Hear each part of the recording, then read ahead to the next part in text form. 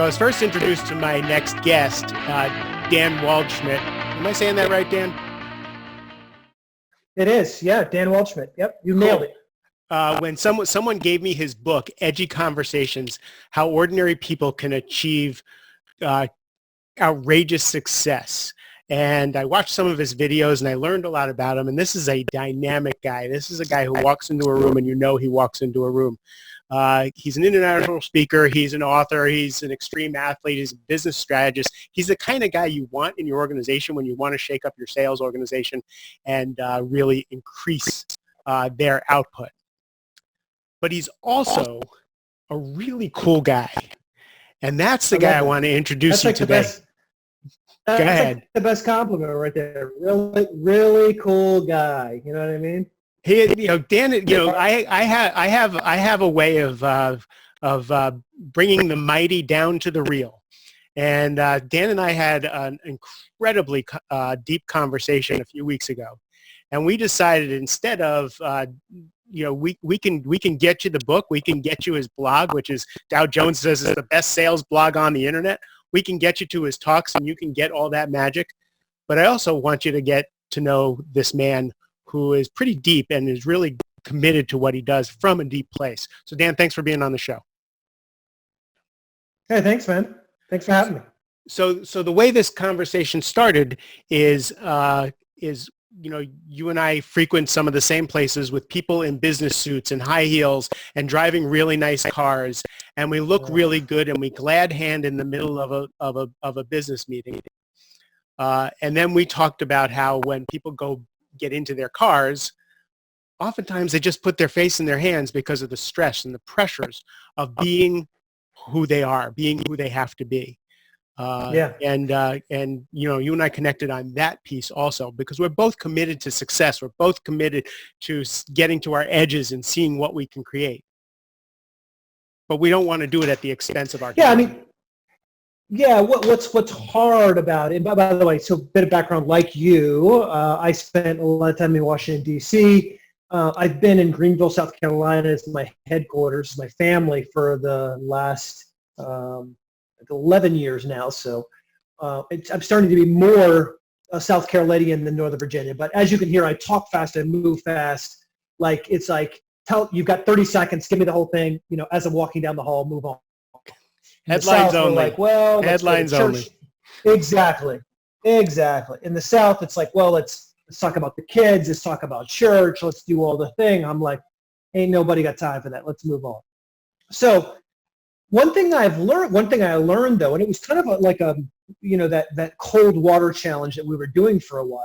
And once it splashes over you, it kind of like takes your breath away for a second.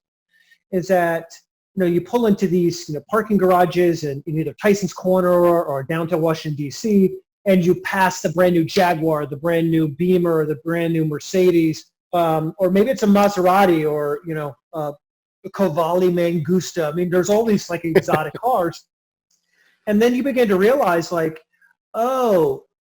this person's walking around broke, and again, not everyone, but they've leased the cars to the hilt. They've leased their kind of their life to the very edges of like what's possible. And if anything goes sideways, if there's a government shutdown or anything, then they are so screwed. It's just unbelievable. And I just wanted to start talking about another path. And beginning the conversation to say, it's okay if the first time we do something we fail. It's okay if we dream big and come nowhere close to that. There has to be this moment in your life when you decide that no matter who is watching you or, where you're trying to get to, you're just going to put your head down and do what needs to be done, right? That's just the mission. That's the calling. That's what you're going to do. And unfortunately, that's just not a message that's talked about much.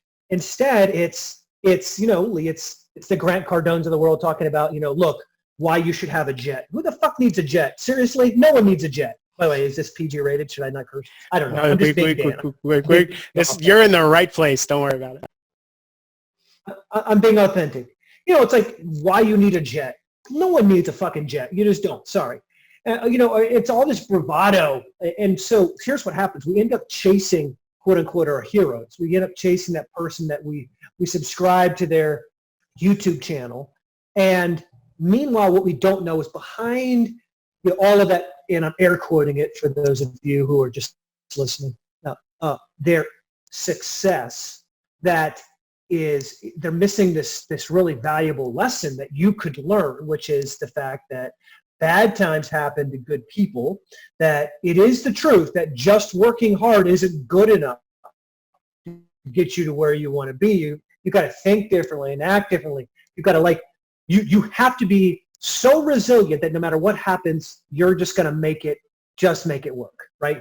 So I say all of that to say that's the conversation that we should be having, not just in Northern Virginia, but in schools and in companies and associations, in chambers of commerce all across the globe. That, one, you're going to have to work really, really, really, really, really, really, really hard. But two, anything is possible. And so you might as well just roll up your sleeves and get busy working.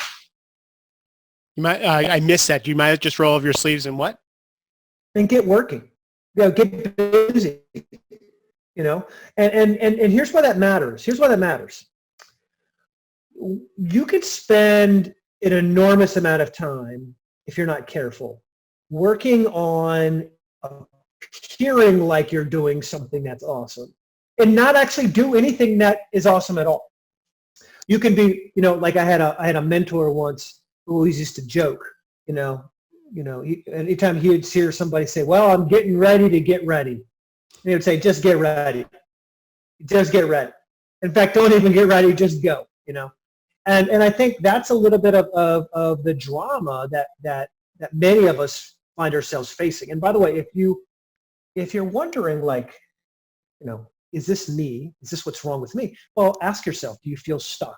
Does it feel like no matter what you do, you keep falling back into the same patterns and habits and kind of ruts? If that's you, then it's very likely that what you need is not necessarily a new get-rich program. What you really need is this kind of wholehearted dedication to not appearing like you're awesome, but just doing something that is awesome. So can you elaborate that on, give me a real world example of not appearing to do something awesome, and how, if I'm listening, now I got to think about that. What would really be awesome? Well, that's the beautiful thing. I mean, that's what's so cool, Mark. It's whatever you choose to be. It's like the definition of success. What's success? People want to get into these fights about it. Is it money? Is it a relationship? Well, I don't decide what awesome is. You do. It could be that you're the best home craftsman in the world. It could be that, it's nothing that anyone else sees, but inside you, there's a transformation of mindfulness and thoughtfulness and, quiet resilience. It doesn't have to be any one thing, but it's about this other concept, this other word that people use. You'll often hear someone saying authentic. I mean, authenticity. I might have told you earlier, I think once you say the word authentic, you're no longer authentic, but that's a whole nother story. Right?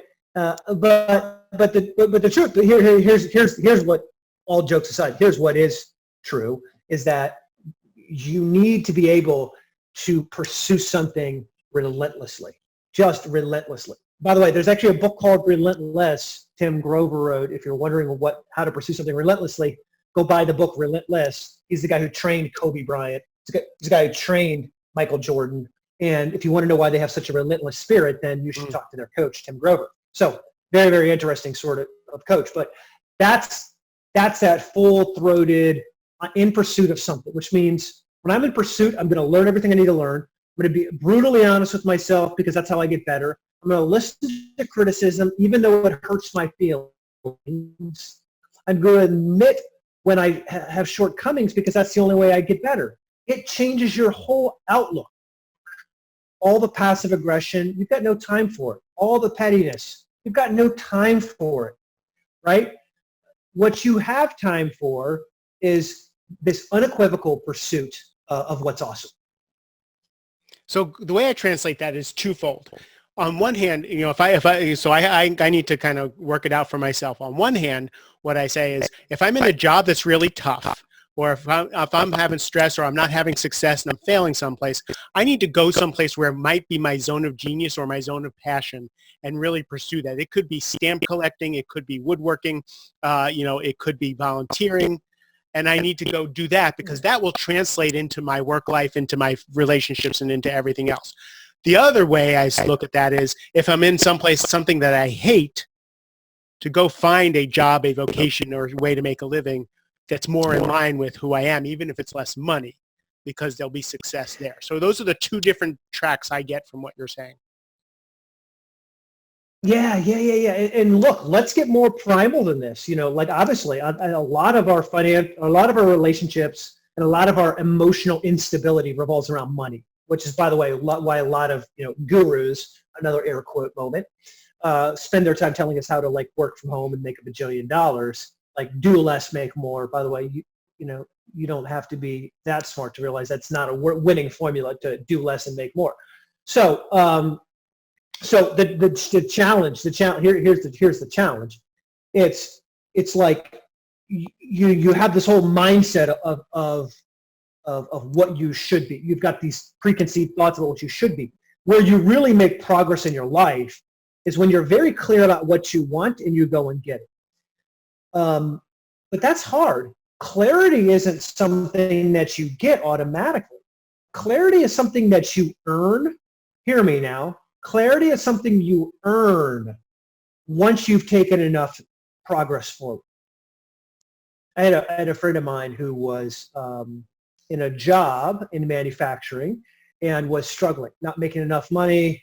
We had this real heart-to-heart one time, and I just said, so what's the beef? What's the real problem? And he kind of explained everything, and I just said, so you need to make more money. Like right now, you know, today, you know, by payday, you need to make more money. And that right now is the single, like, most perplexing thing that's bothering you. Like, you can't focus on anything else because this is the only thing that's on your mind. Went back and forth, and it was that, I don't know if you remember, but North Dakota was getting all these jobs because of a shale oil drilling. They were drilling into the shale, turning into natural gas. And, you know, there's like so many jobs that you can't, you know, they can't give them away. They're paying top dollar. I was joking. I wish I could say this was genius. I was joking. And I said, well, you ought to move to you ought to make North Dakota and just bank money. 2 weeks later, he left his wife and kids, 2 small kids, and moved to North Dakota. And because these companies were growing so fast, they lived in like a college dorm setting with like bunk beds and like an army barracks almost, right? Top bunk, bottom bunk, free housing, just stay there. He was $78,000 in debt. In 1 year, he made $220,000. And he said to me, my whole perspective has changed because I dug myself out of the financial hole. I sent money back home, like all the bills were paid. He didn't abandon his wife and kids, but he said, because there was so much going on, he's like, all I did was work overtime. Like literally, all I did was work and then go to the bunkhouse where I stayed for free, and then go to the cafeteria where I ate for free. So I literally could not spend my money, right? It was like I was literally dirty all the time from working, and I worked all the time, and I saved money, and I did that. He did that for about 15 months, maybe 18 months, and 15 to 18 months. It came back and had solved his financial problem. Now, here's why I say that. That's a guy who literally got up, moved to where the jobs were, and made money. There's a lot of people listening who are like, I can't solve my problem. I need to make more money. Get your ass up, go move to where they have jobs that pay you what you want to make, and do it. I mean, just last week I had a conversation with a dear friend of mine, very dear friend, one of the most creative people in the world, who runs his own agency. And I said to this person, Bob, you should not be running your own agency. You're losing money. You're making nothing. You're making no money because you're a creative person. And so you're giving stuff away. You need to work for a company or another person. And of course, they went, well, I don't know who would want to hire me. And I said, look, let's just go to Monster. Come on, let's go. Sit down. Indeed went to Monster. We found jobs at Google. We found jobs at Facebook. We found jobs. I mean, there were so many jobs after like 20 minutes. It was like, put your hands up and like, I surrender. I surrender. And now this person is in the process of standing down their business and going and getting a quote unquote job. And now look, these are people in my little tiny world, right? There are people in your world that need this sort of thing. Until you're willing to have the radical honesty that says, you know what, yeah, I do need a job. Instead of feeling the pride in your belly to be able to say, oh, I'm an entrepreneur. No, you're not. You're failing. You're failing, right? And not, look, we all fail. I fail so many times. I don't even know I don't even know where I'm winning.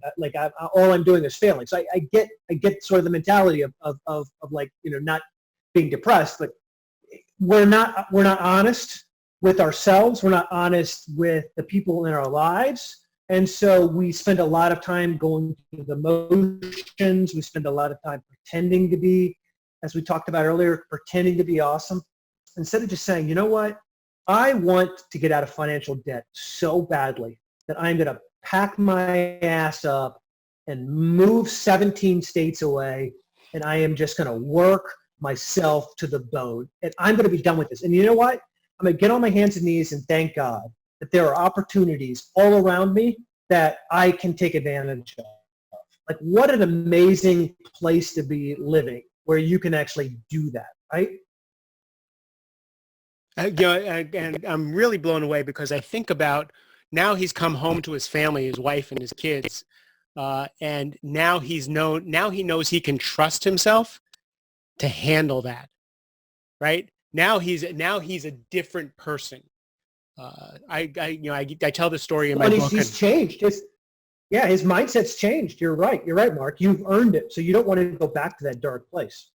So, I go back to the story over and over and over again. Back when I first got separated from my wife, I got depressed and I got really sick and I thought I was going to die.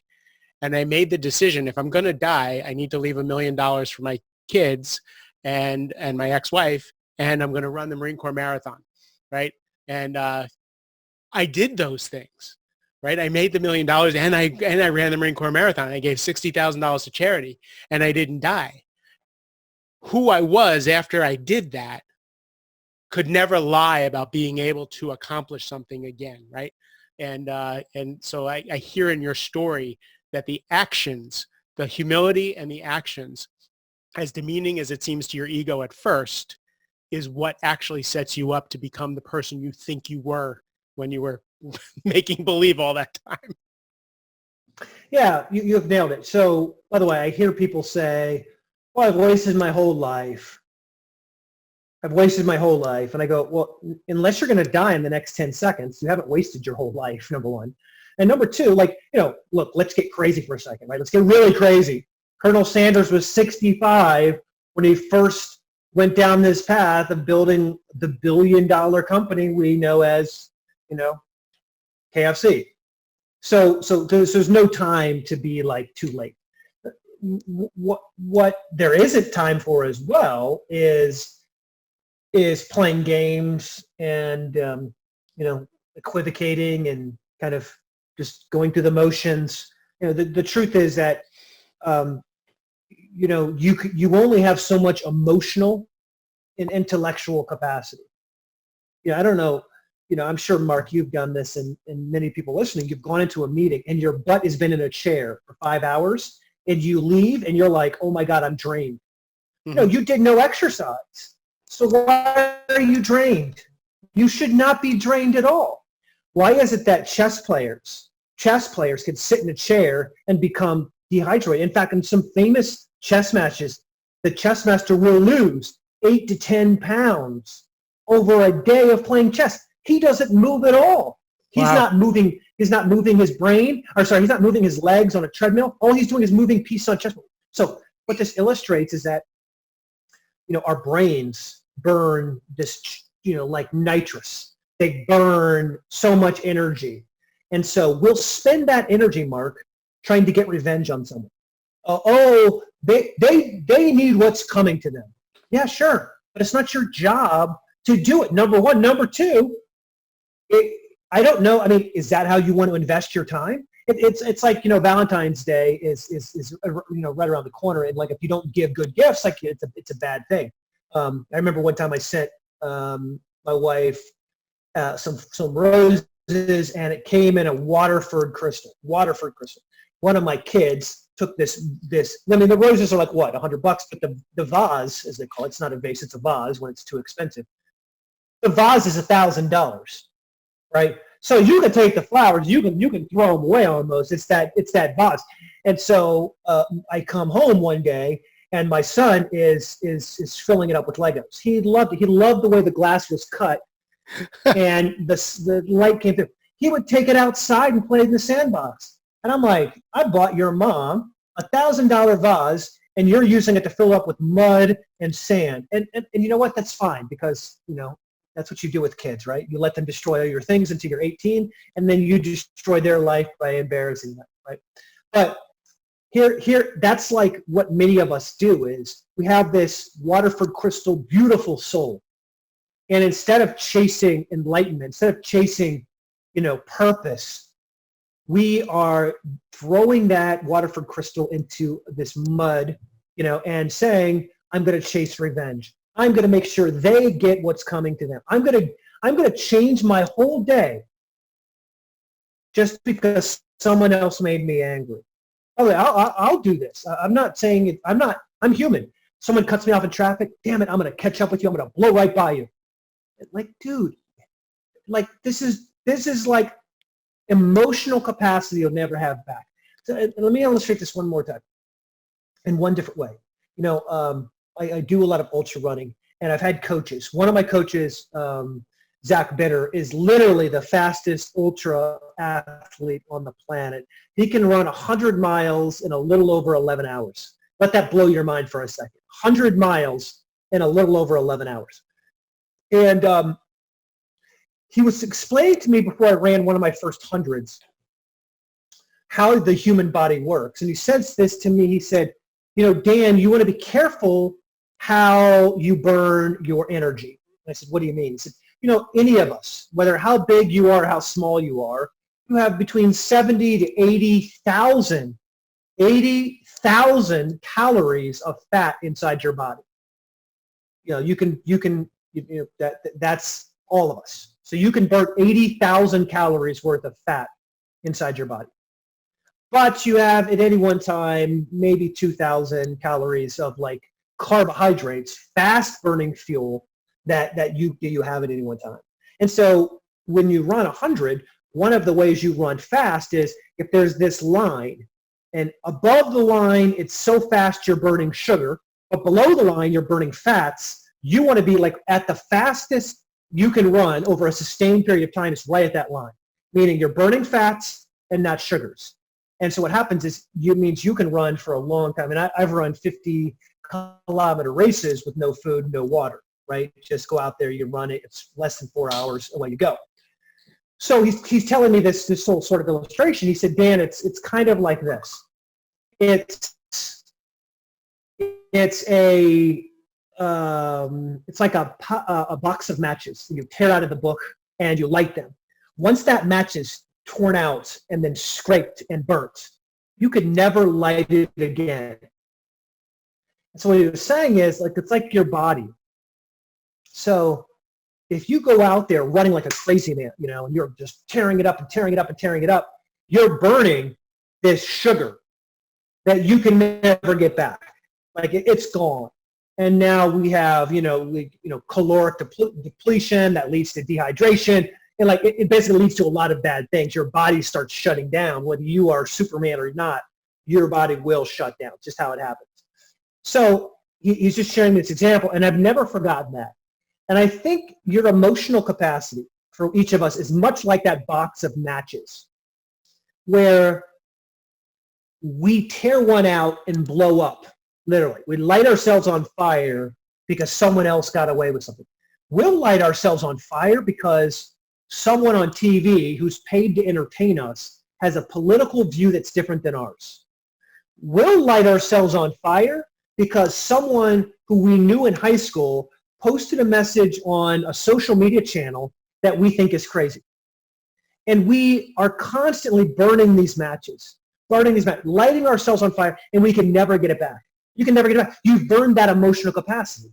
Now, of course, you get some sleep, and you'll earn some of that emotional capacity back. But the point, the greater point is this, is that, we all have to be careful. We all desperately careful on how we use this limited emotion that we have, right? How we can use it to the best of our advantage. That was such a profound riff that I'm still kind of stunned. The thought of our precious souls and our precious selves as that Waterford crystal vase, and then talking about how we'll throw that out the window when someone cuts us off, or like the matches, just burn those matches of that precious soul, is really profound. And we do it to ourselves over and over and over again. We do. And by the way, I'm not saying like this from I'm better than your perspective. I'm saying, look, I've probably done that in the last 48 hours, right? I'm angry and I'm like, how dare you? And it's important to say, okay, whoa. What do I really want? Does it matter if this guy cuts me off? I mean, come on. It's like, honestly, in this scheme of things, so I get there a few minutes late. I mean, by the way, this is a conversation I have to have with myself, Mark. Sometimes I'm out running and I'm thinking, oh my gosh, I need to run faster. And I think, whoa.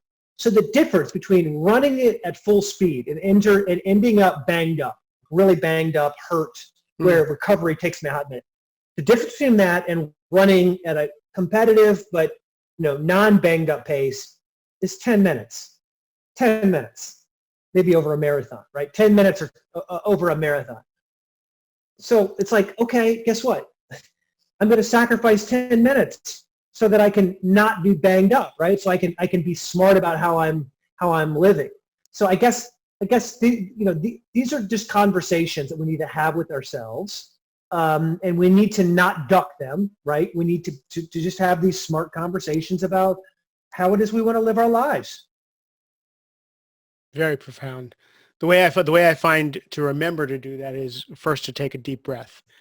Whenever I'm up in my head ruminating about someone who doesn't use directionals or a political view, if I can remember to take a deep breath into my belly, I can slow down enough to get out of fight or flight, to get out of that trigger, so that I can have a choice about how I want to create something. Surprise, surprise. That's exactly right.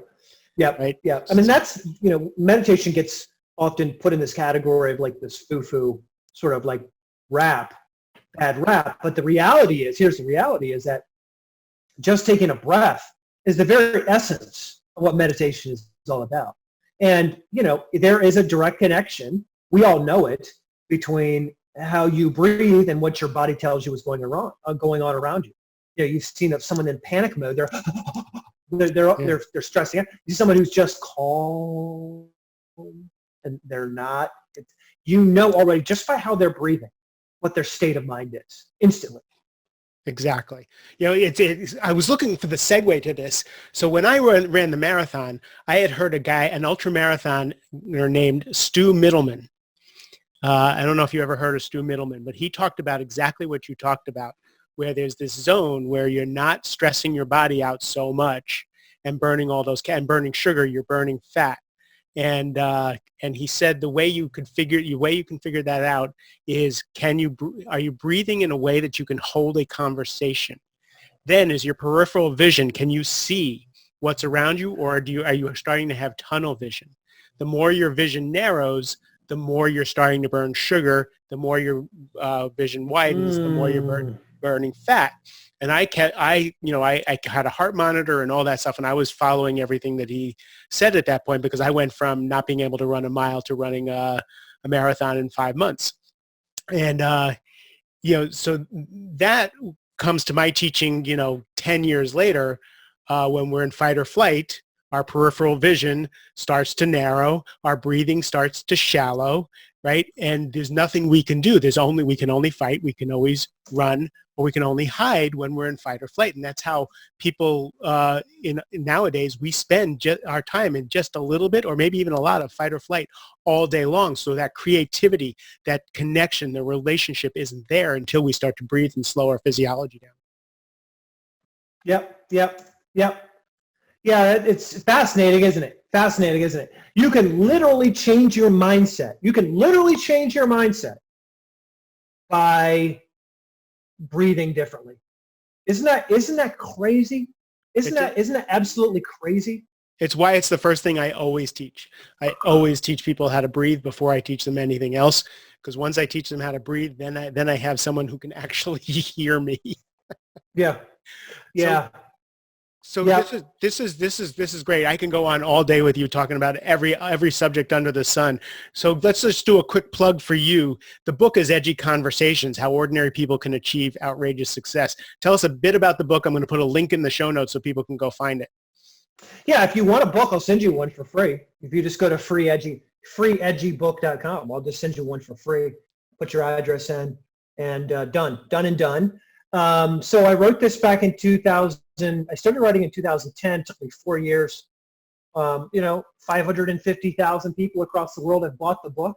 So it's by far become a bestseller, bestseller of bestsellers, which is great.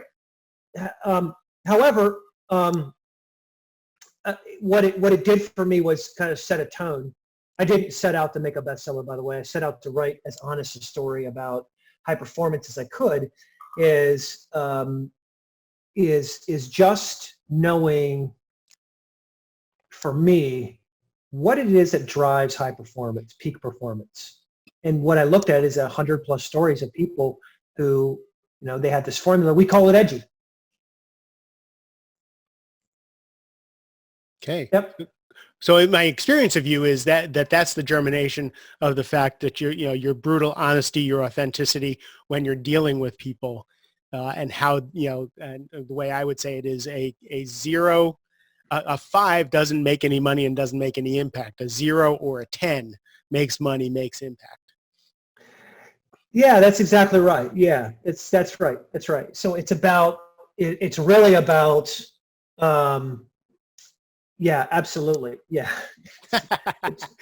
You've nailed it. You've nailed it. I made Dan Waldschmidt speechless for a second. You did. It's a great thought, And again, it goes back to that radical honesty, right? Like you're just talking about. It's exactly what is necessary to achieve, next level results.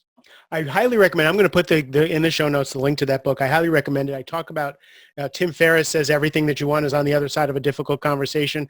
Those sweaty palm, authentic, scary conversations are are going to get you to a relationship, are what going to get you what you want, are going to get you to the life that you want. So I highly recommend the book. Dan, thank you for spending time with me. I can't wait to spend time with you next week at a workshop that we're going to be doing together. And it's just a pleasure that our paths crossed. Yeah, I'm loving it. All right, to everybody else, thank you for spending time with us. I really appreciate your precious time and attention. I know that Waterford crystal vase is precious, and you spent a little bit of it with us. Have a great rest of the day.